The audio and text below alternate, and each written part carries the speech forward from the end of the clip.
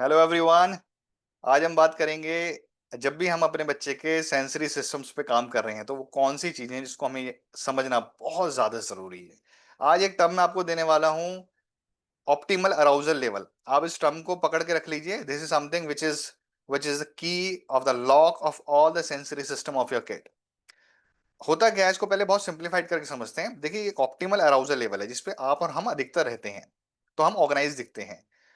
और एक हमारा बच्चा होता है जो हाइपर सेंसिटिव होता है। लेट्स से फॉर एग्जांपल हम वेस्टिबुलर सेंस की बात करते हैं। वेस्टिबुलर हाइपर सेंसिटिव है, तो उसका अराउजल लेवल यहाँ पे है। हमेशा बच्चा हमें डिसऑर्गेनाइज दिखेगा, हमेशा इमोशनल आउटबर्स्ट ज्यादा होंगे, एंजाइटी बहुत ज्यादा होगी बच्चे के अंदर, बहुत ज्यादा डिस्ट्रैक्टेड होगा, इंपल्सिव होगा, पुअर स्लीप होगी, और उसको काम डाउन करने में बहुत ज्यादा डिफिकल्टीज आएंगे और बहुत सारे बिहेवियर्स भी उसकी वजह से आ सकते हैं।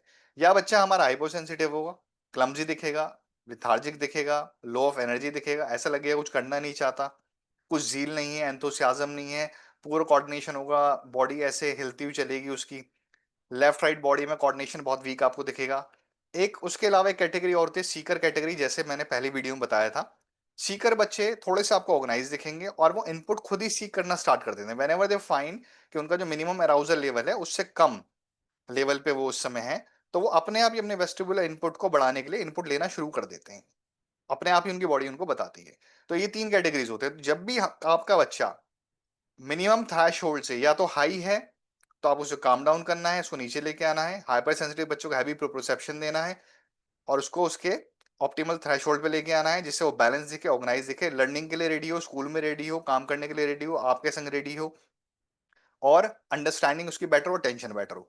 जो बच्चा हमारा अंडर अराउज्ड बच्चा है, यानी हाइपो कैटेगरी में आता है, उस बच्चे को हमें वेस्टिबुलर इनपुट देके, जो थोड़ा स्पीड में स्विंग्स होते हैं वो देके, मोशन देके, जंपिंग देके, हमें उसके बच्चे के लेवल को ऑप्टिमल लेवल तक लेके आना है।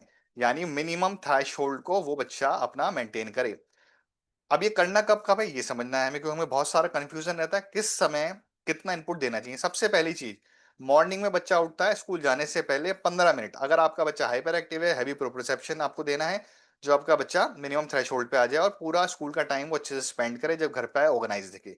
घर पे आने के बाद आपको उसको जॉइंट कंप्रेशन देना है, और स्पेशली जब बच्चा सोने जा रहा हो उससे पहले हैवी प्रोप्रोसेप्शन या जॉइंट कंप्रेशन देना बहुत जरूरी है, जिससे उसकी स्लीप क्वालिटी बेटर हो और वो रिलैक्स होके काम डाउन होके सो पाए। ये बात मैं कर रहा हूँ हाइपर सेंसिटिव बच्चे की, जो वेस्टिबुलर हाइपर सेंसिटिव है।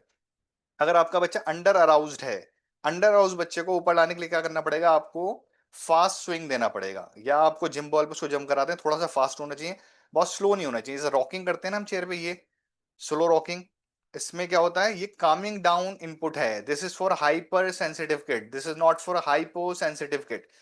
तो हाइपर सेंसिटिव किड के लिए क्या होना चाहिए? इनपुट थोड़ा सा फास्ट होना चाहिए, स्विंग थोड़ा फास्ट होना चाहिए, बहुत स्लो वाला स्विंग नहीं होना चाहिए, थोड़ा सा फास्ट हो, थोड़ा सा फास्ट हो, जो अराउजल लेवल को उसके बढ़ाए, एनर्जी लेवल को उसके बढ़ाए। Are you getting my point? तो उसको थोड़ा फास्ट स्विंग देना है, जंपिंग करानी है, एनर्जी वाला काम कराना है, उसकी एनर्जी हाइपोसेंसिटिव बच्चे की उसके ऑप्टिमल अराउजल लेवल पे हमें लेके आनी है। अब जब वो बच्चा नाइट में स्लीप करने जाता है, सोने जाता है, उस समय क्या ध्यान रखना है? उस समय उसको फास्ट स्विंग्स नहीं देने। कहीं आप सोचें कि हाइपर सेंसिटिव बच्चे को मॉर्निंग में प्रोप्रोसेप्शन दिया हैवी, नाइट में हैवी प्रोप्रोसेप्शन दिया, तो इस बच्चे को जब हमने मॉर्निंग में अराउजल वेस्टिबुलर दिया, यानी फास्ट स्विंग्स दिए, या बॉल पे जंपिंग कराई, कोई एक्टिविटी कराई, तो नाइट में भी करानी। नाइट में कराएंगे तो वो एक्टिव हो जाएगा, उसकी स्लीप डिस्टर्ब होगी। तो नाइट में क्या करना है हमको?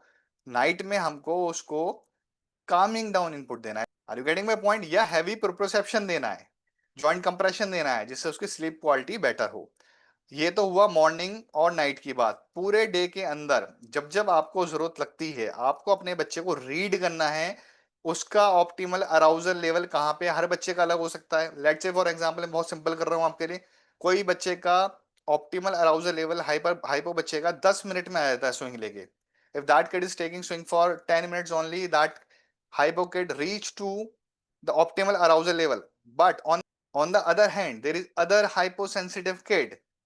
When this kid will take 20 minutes of swings, then this kid will reach to his or her arousal level.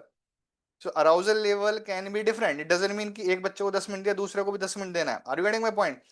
एक बच्चे को जंपिंग एक्सरसाइज कराई, एक बच्चे को मंकी बार कराया 10 मिनट के लिए, तो दूसरे को भी 10 मिनट के लिए कराना है, ऐसा नहीं है। सबका एक अपना थ्रेशोल्ड है, तो हमें अपने बच्चों के अंदर जाके, अंदर बैठ के उस मिनिमम थ्रेशोल्ड को पकड़ना है और फिर उस थ्रेशोल्ड को मेंटेन करना है।